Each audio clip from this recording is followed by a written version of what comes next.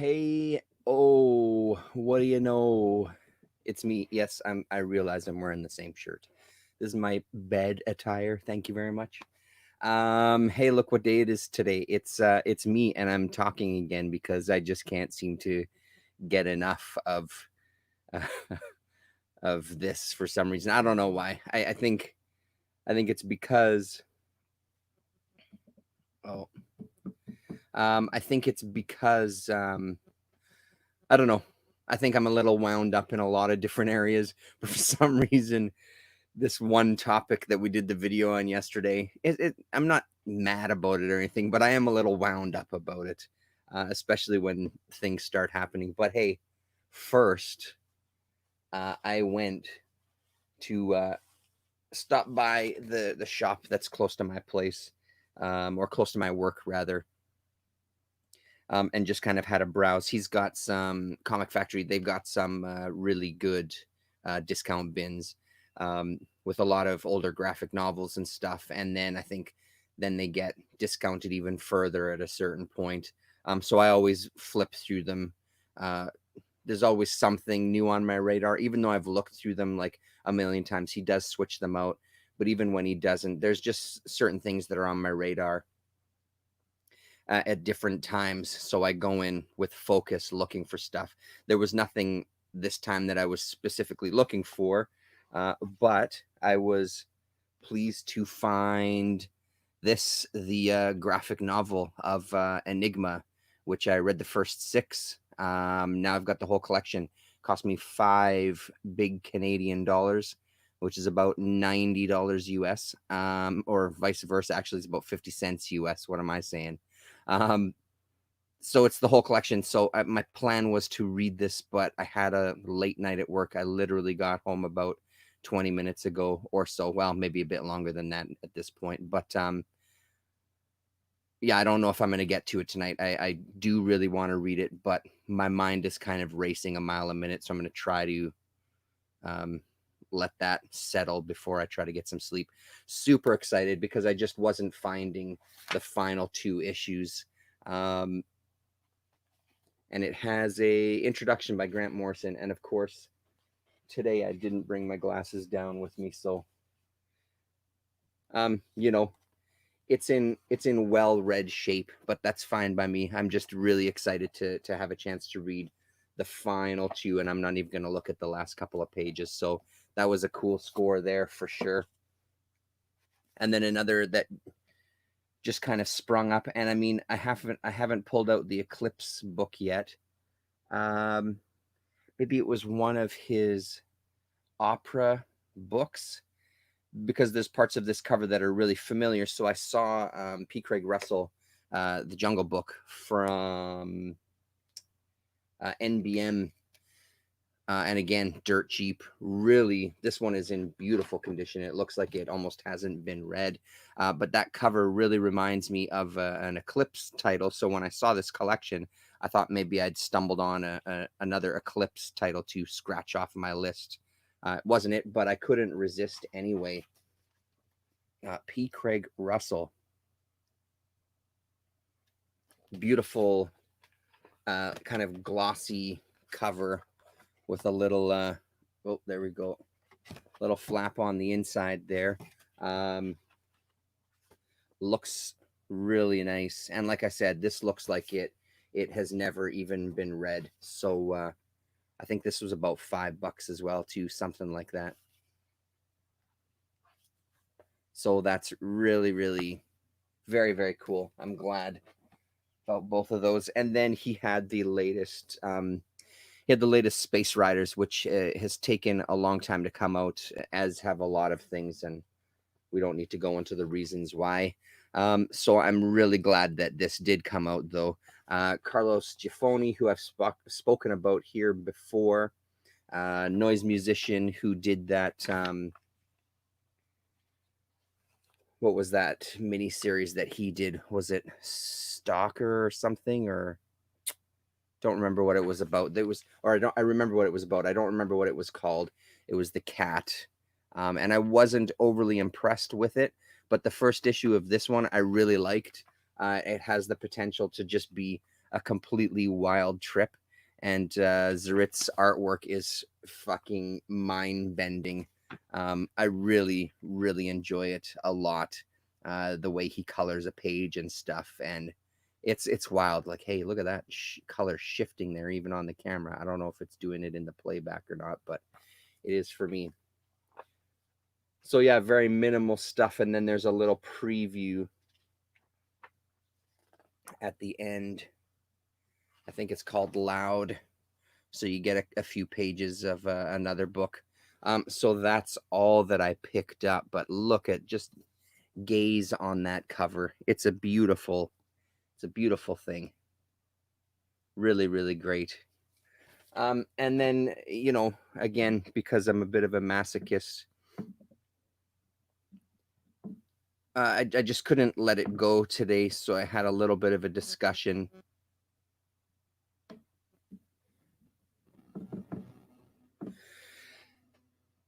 I mean, it becomes difficult, like, again, trying to communicate on social media. And again, could I absolutely leave it alone? Yes, 100% I could. And I had every intention of leaving it alone.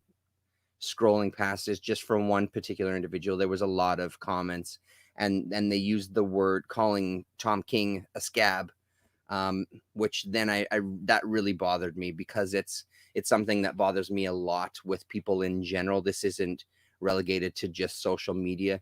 You can't use a word out of its context and then just say how you intend to use the word, especially from a union environment. Scab is a really fucking serious word to be throwing around, and especially when it doesn't apply to the situation whatsoever. So again, for those of you catching up who aren't in my head hearing the other part of this conversation, it's still related to the whole Alan Moore Watchmen thing, and I do realize it's going to be out there on social media for a while. I get it, and I fully intend to ignore 99% of it and still buy the book and still check it out.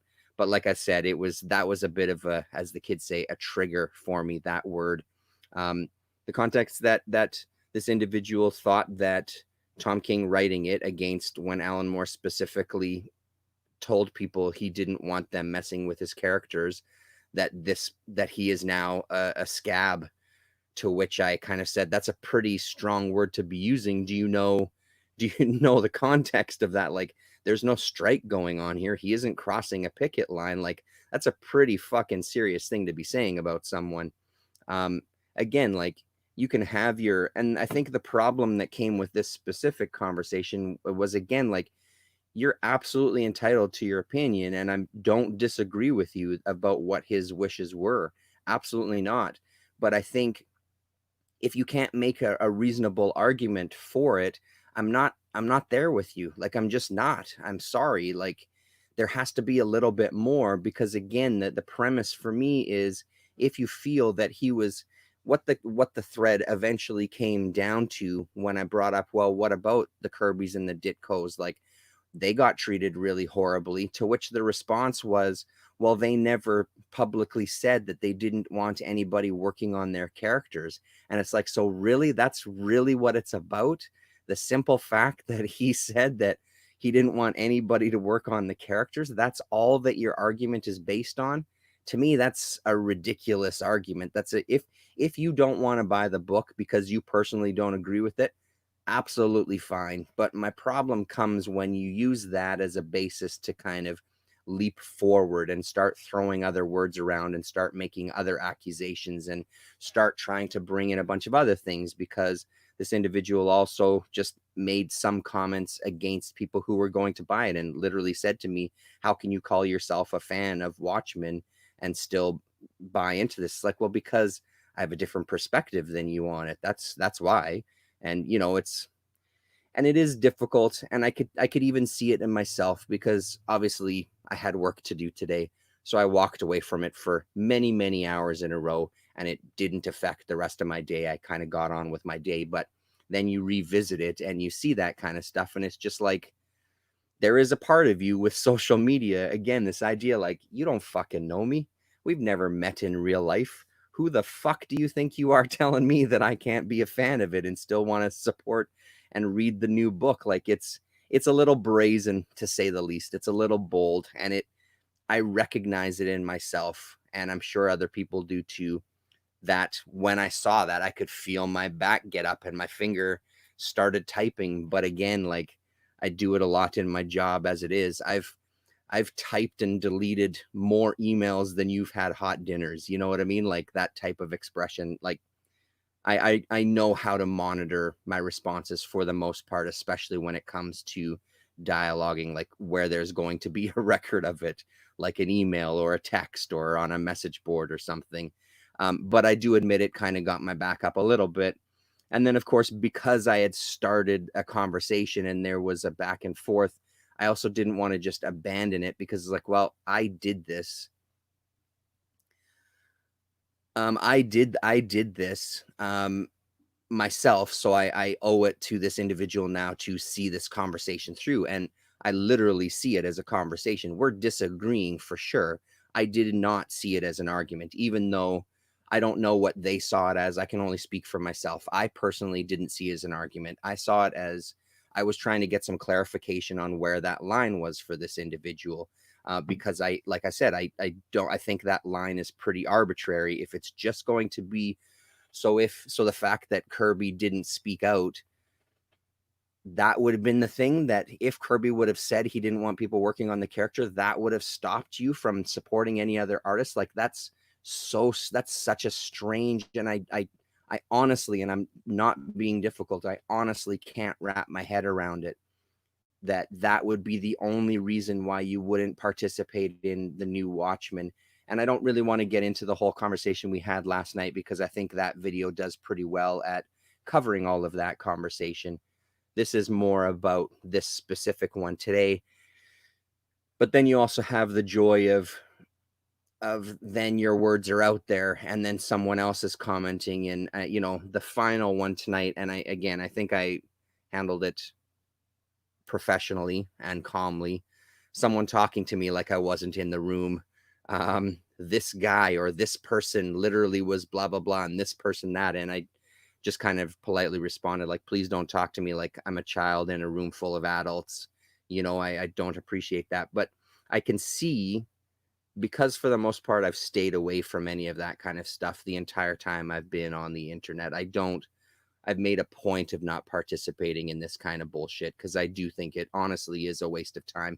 This one is a bit of an interesting conversation, because throughout the day today, Damien and I have been messaging back and forth, and just talking about, like, why haven't these cartoonists and comic creators unionized? Why hasn't a union come and tried to sweep them up into the fold and at least offer them the opportunity to set things like a minimum rate?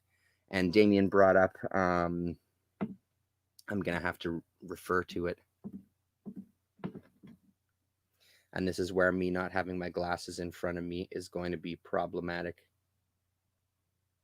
I think it was Kelly Sue DeConnick. I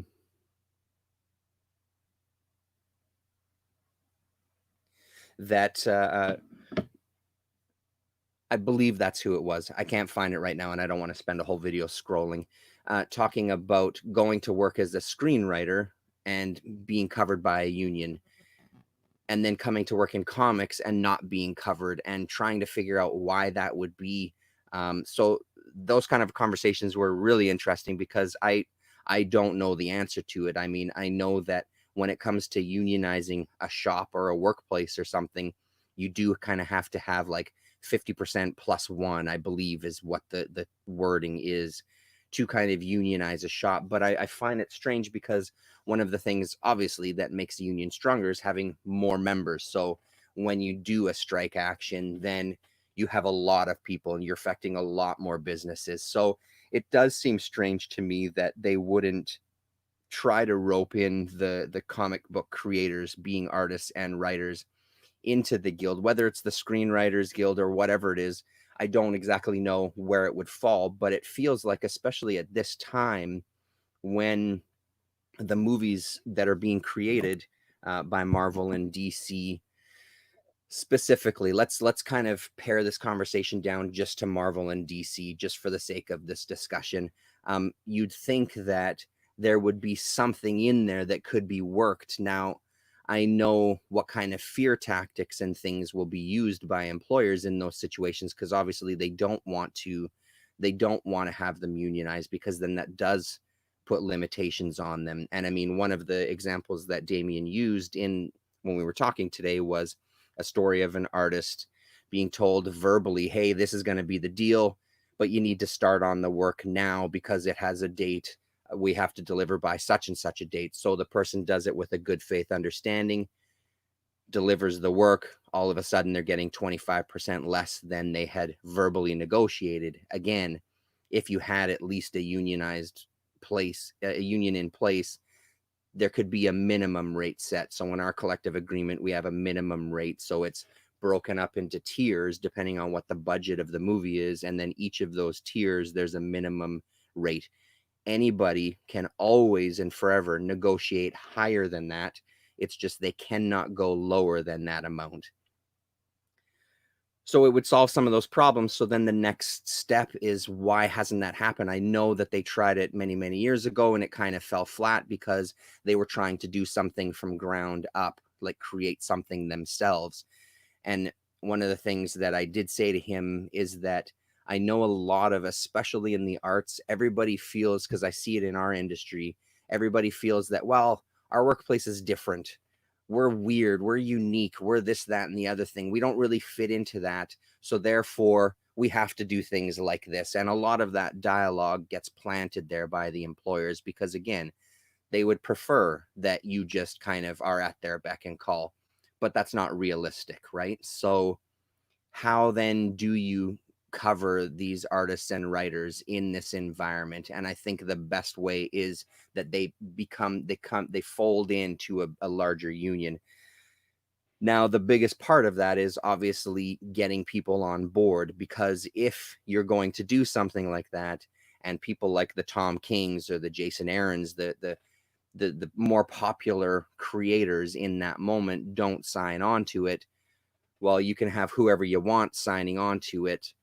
We still have our stable, because that's also the thing with something that becomes more freelance, where there's always going to be somebody else lined up to do your job.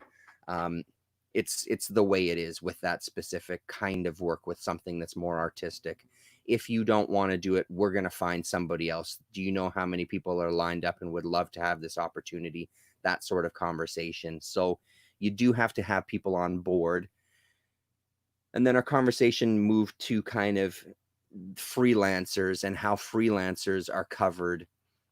Is there a potential for freelancers to be covered within a union contract, especially when they don't really have a workplace? And I mean, it could be argued for this specifically that Marvel and DC do have a very concrete place where not all the work takes place because people are working from their homes, that sort of thing. And again, moving back to the industry that I am in here in Winnipeg, our members are basically, they have more in common with the freelance world than they do with someone that has a 9-to-5 job. You're working short-term contracts. So sometimes you may be working on a show where you're only working for 3 to 4 weeks.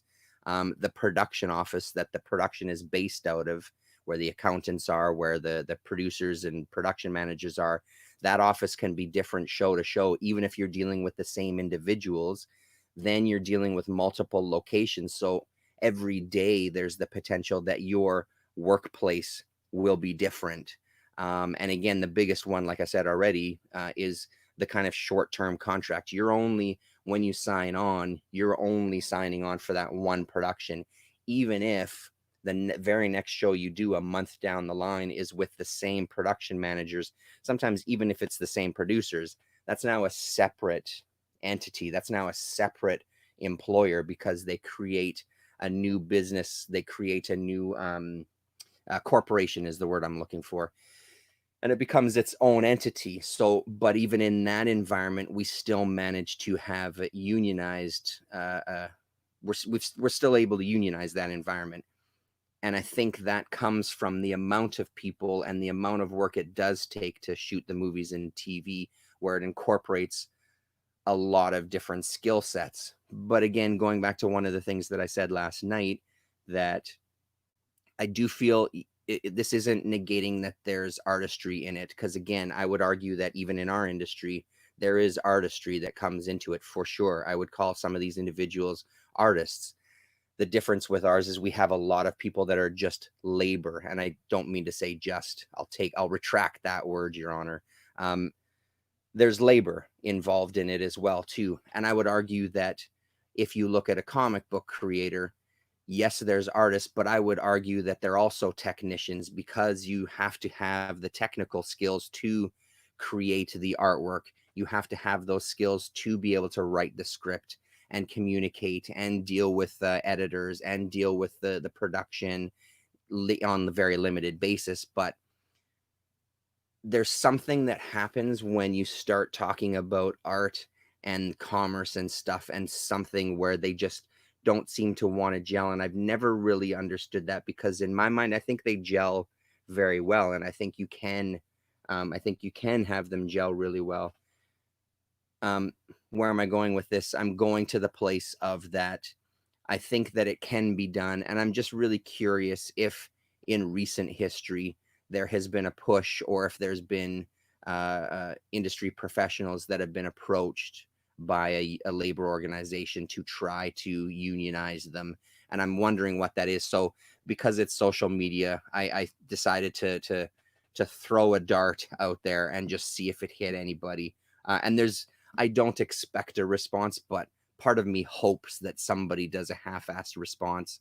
I sent it out to like Bill Sienkiewicz and Kelly Sue DeConnick and Jim Rugg and Mark Miller as well, just asking the question, has this happened? And especially a guy like Mark Miller, now that I'm thinking about it more, because he does that transition, I'm assuming that when he comes back, and I think he talked about it in his interview too on Kayfabe, about how they love the comic world because this is really cheap labor, and then all they're doing is generating ideas, and that's what they're there for. So you can sort of take advantage of that, is what the implication was from when I listened to it. So yeah, and I mean, just to answer your question, Gore, I did see it. I just wanted to finish that chain before I lost it. Is this a cancel culture situation? I mean, cancel culture, we joked about this morning on this message, because I fucking hate that term. Not your fault. That wasn't that wasn't right at you.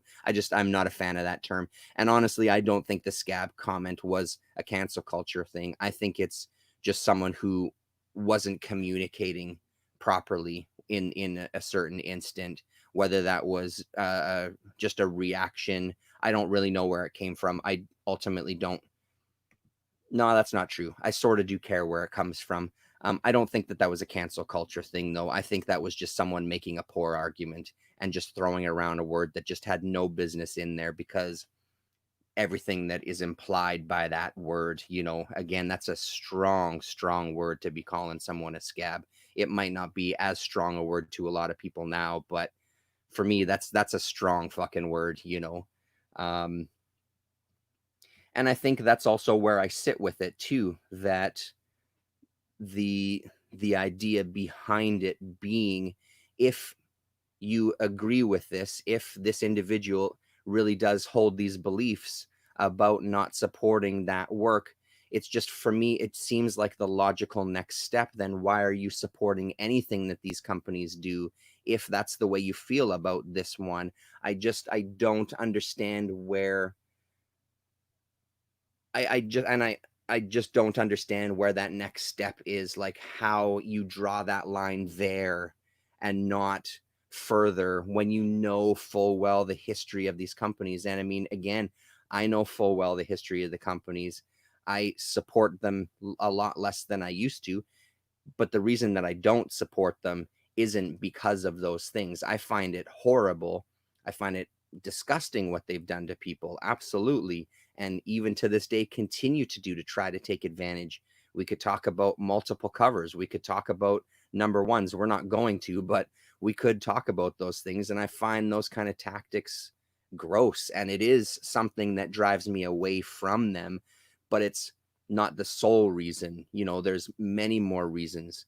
But the thing is, I do enjoy some of this stuff, which is why I'm going to check out this Rorschach book, which is why I do dip my toes into the mainstream stuff every once in a while. The resurgence of the Batman animated kind of style with that comic book there.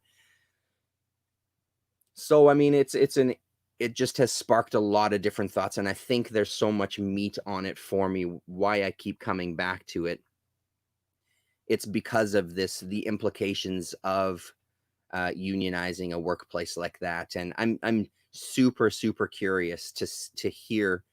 And again, I don't expect to hear anything back from this tweet. It's worth a shot anyway.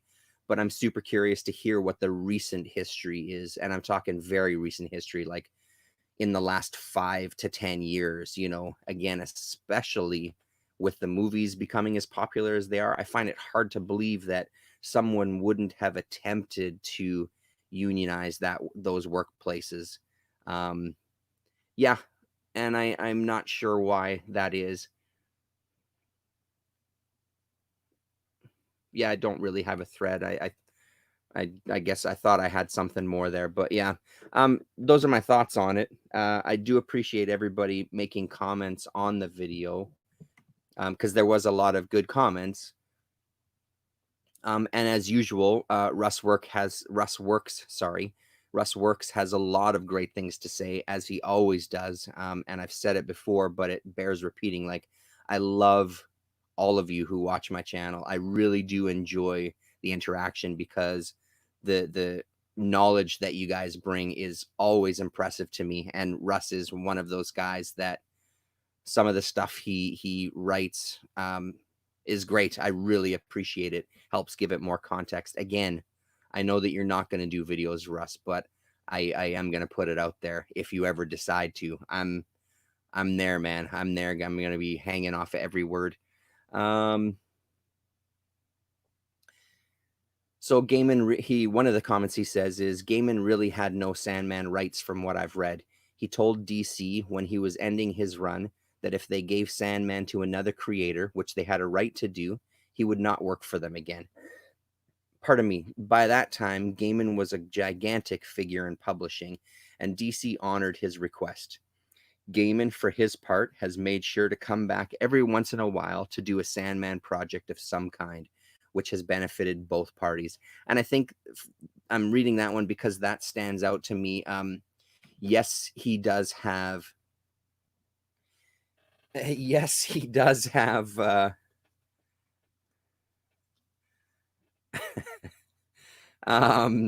Yes, he does have some a name to kind of back him up, but I do think there's something in there for sort of calling their bluff, right? So giving it a shot. Sorry, I got really distracted by that comment in there. I'm going to refer back to it. So I mean, basically calling their bluff and seeing if it'll work. Like, if you give Sandman to another creator, I'm never going to work for you again. So throwing back at them what they throw at people of, if you don't do what we say, you'll never work in this industry again. Yeah, well, if you don't do what I say, I'm never going to work for you again. You know what I mean? Because I do feel like some of that huff and puff is hot air. And yes, there's going to be some that's 100% true, depending on who you are. But I mean, I think that some of this stuff does come down to the individual of, and I think maybe it was Ed telling the story. I don't remember who was telling the story now. Maybe it was one of the interviews, telling, oh, maybe it was Bissett or something. When they weren't going to get paid, they held onto the pages. Well, then you're not getting the fucking pages. If you're not going to give me what you said you were going to give me, I ain't giving you a single goddamn page. And having the balls to kind of stand up for yourself in that way. Again, like, when I think of a membership, going back to the union thing, if I had all my membership that had balls like that, motherfucker, we'd be super strong. We'd have next to no issues at all if we had members. All of our membership were that kind of confident, right? So I think some of this stuff does come down to the individual and trying to call their bluff on some of these things. And I mean, again, we can talk about financial stability for a long time. But one of the things that I hope that a lot of people who are entering the arts, I feel like that's something else you should have a handle on if you're going to try to make a career out of being in the arts. You do have to, at some point, have that conversation with yourself of, listen, I'm going to go for this. This could really shit the bed. I could not make any money. I could be living in squalor for the rest of my life, but doing something that I love. Or I could go for it and be enormously successful. And I think there's a gamble that you take when you're entering that world already, that if you have had that conversation, it does kind of come full circle back to that confidence thing. You have to also have confidence to walk away. If you, this is what I would like, well, we're not going to give it to you. Okay, thank you very much. And walking out of the room. I mean, one of the greatest stories I heard from an out of towner that came in and was key. I worked in the grip department, so he came as a key grip into town. He was telling me a story about early on in his career when he went into a production manager's office to negotiate for the show. He walked down the hall to their office, shook hands, and the first words out of the production manager's mouth was, "So we don't have very much money. So it's gonna, you're gonna have to make do with whatever it is, the minimal amount that you can get away with." And he literally shook their hand, didn't even sit down, turned around and walked down the hallway. The production manager chased them down the hallway to have a conversation and was really adamant of like, well, where are you going? What are you doing? It's like, well, you've told me everything I need to know. You don't have any money, so I'm not your guy. So I'm out of here. Thanks very much. I'm not wasting any more of my time. So I think there does come some of that as well. And I know that that doesn't come from nowhere. I do know that not everybody has that in them. So again, it's the conversation of, how do we instill that in people so they will have that confidence? And I don't fully know the answer to it. I do know that something that I reposted today was IATSE. I don't know why this is like this. Anyway, IATSE International fighting for a basic living income for people that work within the arts. Now, do I wish that that was a conversation that everybody was having because everybody should have a basic income? It's something that here in Canada was talked about right at the beginning of the pandemic, this discussion of let's give everybody a basic wage. If you have a social insurance number, you're going to get a specific amount of money. You can still work. We're just going to give you this money every month or every couple of months or whatever the schedule was going to be. So that would help some of those situations, and that would help give people a little more confidence to say no to some jobs because they would have that money to fall back on. And then Gordell says, that sounds like an oral agreement, rather, which may have worked for Gaiman then, but Gaiman doesn't sell comics now. Novels and TV shows based on his books, maybe. Yeah, for sure. And I wonder if it was an oral agreement. What it sounds like is that he just sort of tacked it on at the end. Oh, by the way, like once he had done the books, by the way, don't ever work on those characters. And if you ever do, I'm never coming back to work for you. We've had our agreement. Everything is done. And I mean, it sounds like it worked for him. And I would hope that eventually, again, I just will never understand this not getting things in writing. I just won't. I don't understand. I just don't understand it. I'm sorry. I don't know why you would enter some sort of working relationship without something in writing before you start the work. I'm working not as a hobby. Yes, it's something I enjoy doing, but I'm doing this because this is a job. So if you want to hire me, we need fucking something in writing, full stop. And I'm not working until we have that, I know I'm making a lot of assumptions, but bear with me. What else was there here?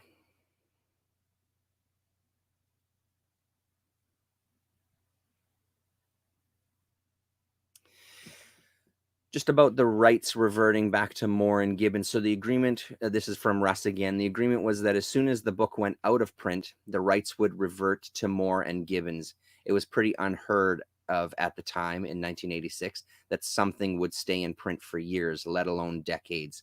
Moore may have been a little naive in trusting DC, definitely, who up to that point he was having good relations with, but it's not as if he was working on a Batman comic. He and Dave created the characters and world, to which I responded, for a company that then owns anything that you create.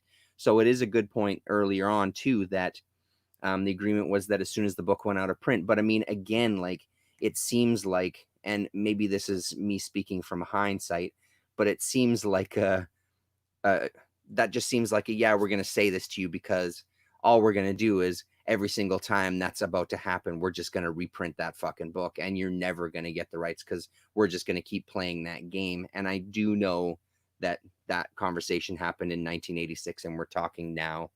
So that one is, there's probably more of a perspective thing in play. But I mean, again, it's this whole thing about tactics, right? Like, they're not your friends. They're your employers. They work for corporations. They're not your friends. You can be friendly with them and everything, but I just think that that's always a mistake.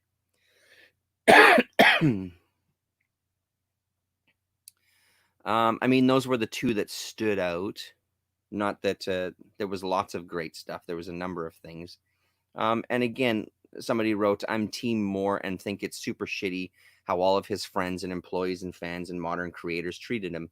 I agree, but with all of that stuff, it is a two-way street, right? So that's also something to keep in mind, that yes, it's always unfortunate when someone feels like they've been abandoned by their friends and coworkers, but there is two sides of the story there. And, it's not like Moore hasn't said anything super negative about people who work in comics or who read comics, that sort of stuff. So she blinded me with science. I see that you exist. I'm glad that you love April Wine, and was better than Rush. I think both of them are horrible, but that's just me. Thank you very much. I think that's about it. I feel like I've deflated enough with getting all that out there. Thanks for hanging out, Gore. Like I said, it's something to chew over, and maybe I'll never know. But I'm really, really curious about the whole unionizing thing, because I would love to know more of that.